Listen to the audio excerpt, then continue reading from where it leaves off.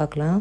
பீர்க்கங்காய் வச்சு அதுக்கு ஒரு பேனில் 2 டேபிள் ஸ்பூன் எண்ணெய் எடுத்துக்கோங்க.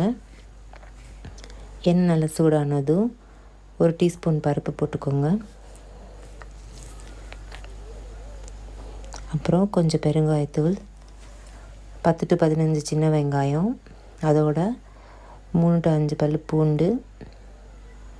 சின்ன வெங்காயம் வச்சு சட்னி பண்ணுங்கள் ஃப்ரெண்ட்ஸ், அப்போ தான் ரொம்ப டேஸ்டியாக இருக்கும் சட்னிக்கெலாம்.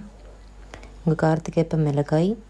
இப்போ நான் ஒரு 1/4 கிலோ பீர்க்கங்காய் எடுத்து சீவி வச்சுருக்கேன்.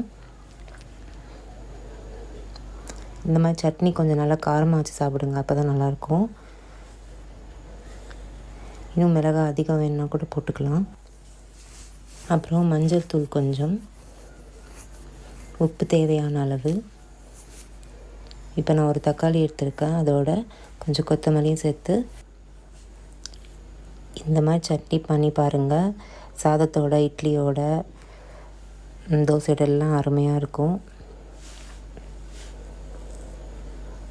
இதில் நீர்ச்சத்து, நார்ச்சத்து ரொம்ப அதிகமாக இருக்குது பீர்க்கங்காயில். இப்போ ஒரு 5 minutes க்ளோஸ் பண்ணி, அப்புறம் ஒரு சின்ன சுண்டைக்காய் அளவு புளி எடுத்துக்கோங்க.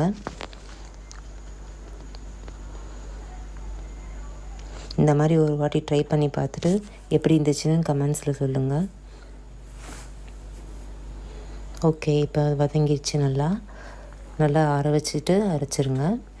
அரைச்ச பிறகு ஒரு டேபிள் ஸ்பூன் 2 கொஞ்சம் பேனில் கொஞ்சம் எண்ணெய் எடுத்துக்கோங்க. எண்ணெய் சூடானதும் கொஞ்சம் கடுகு, மிளகா, கருவேப்பிலை, கொஞ்சம் பருப்பு எல்லாம் போட்டு தாளிச்சிருங்க. தாளிச்சின பிறகு சட்னியில் கொட்டிடுங்க. பாருங்கள் ஃப்ரெண்ட்ஸ், நம்ம சுவையான சட்னி ரெடி ஆயிடுச்சு. இந்த வீடியோ பிடிச்சிருந்தால்